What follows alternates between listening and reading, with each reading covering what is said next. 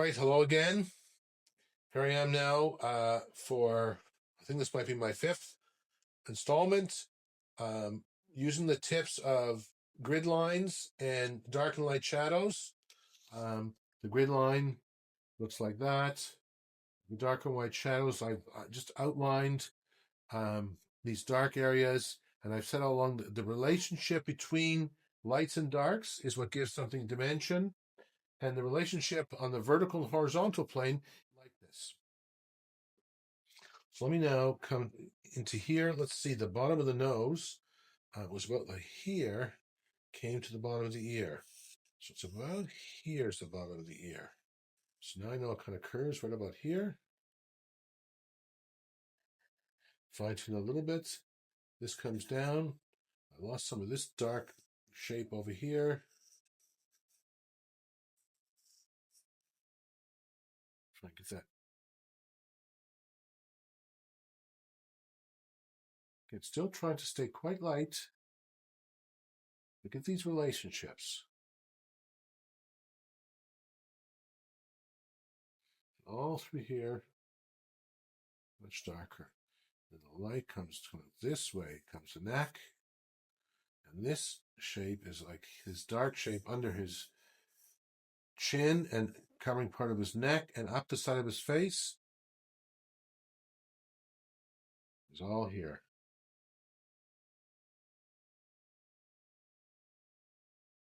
Now you should be able to see that there already is a little tiny bit of structure.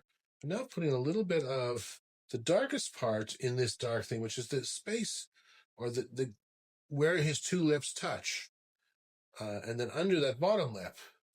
So we'll get that a little bit darker just under here. There's that little shape here, and there's this one comes like that, and a little bit up there like this. This part of the nostril is the darkest. Then it's about up over here like this. And there's that cast shadow, which is still quite dark. Cast shadows are very important. They say a lot about the shape of whatever's casting their shadow. So the cast shadows is very, very important information for the viewer to really be able to see. Now there's an eyebrow all the way up there. There's another eyebrow here that goes right across the face like that. Here's where the upper lid is over here. And here's where one is over here. Something like that. And I can even begin to just get a little feel for the iris of the eye. And right about over here. Just a little bit. Just a hint. I might have to move that. I'm not going to be committed to it just yet. This kind of forehead thing comes like that. This might go a little bit higher. And this is really dark over here. Kind of coming right down to his ear. And right in that part of the ear is quite dark. And down here.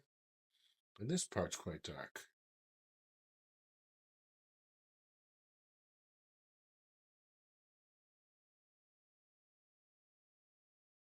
And that comes down here.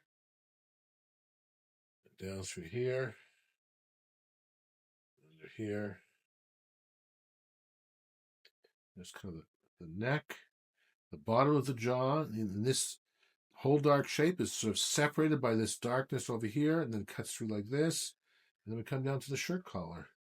It's all about over there. Neck down like that. Here's that ear. There's an ear separating the face from the ear over there. Get this a little bit darker over here. Get this a little bit darker like this. Okay, and that's about it for this installment. I will continue and hopefully see how you can take using those ideas around how things line up in the vertical and horizontal plane with grid lines, and where are the dark shapes and where are the light shapes. And I do them quite dark, quite light, excuse me, quite light until much later. This will be darker probably, but I'm going to kind of just leave it for now. This kind of comes up here a little bit, and there we have it. Thank you. See you next time.